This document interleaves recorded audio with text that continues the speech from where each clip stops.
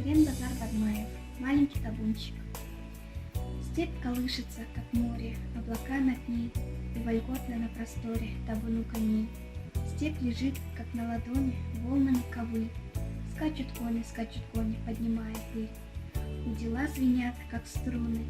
Натянул их так пионер, табунчик юный, маленький намдак.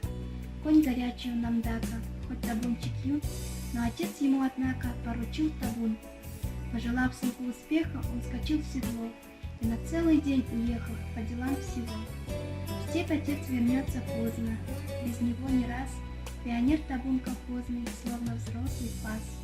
Ветерок свистел игриво, пыль клубил у ног. С белой гривой шаловливый бегал стригунок.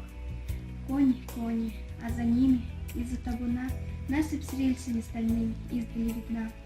Посмотрел намдак тревожно. Жеребенок тот вдоль по железнодорожной насыпи идет. Встрепенулось сердце птицы, мальчик вспомнил вдруг.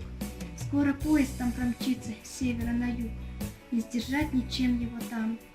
Гиканьем гоня, пионер пустил наметом своего коня. Конь летел, как в бой, как в свечу, тело распластав, а уже ему навстречу тарахтел состав.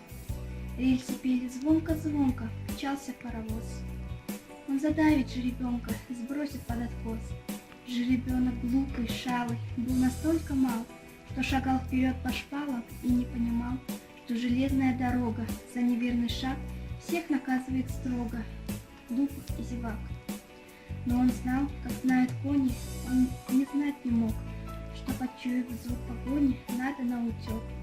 Но помчался к паровозу, тут-то, наконец, с председателем колхоза прискакал отец. Смотрит, мчится по дороге, вскачь вдоль полотна, жеребенок тонконогий. Жалко скакуна, не сойдет с дороги ровной, не возьмет правей. Жаль породы чистокровной, до каких кровей. Но, приблизясь к жеребенку, в стременах встает и аркан ему вдогонку шлет намдак вперед. Стригунок от дикой скачки был разгорячен, петлю, будучи от горячки, не заметил он. Захлестнула шею туго мертвая петля, и пошла вращаться кругом, перед ним земля.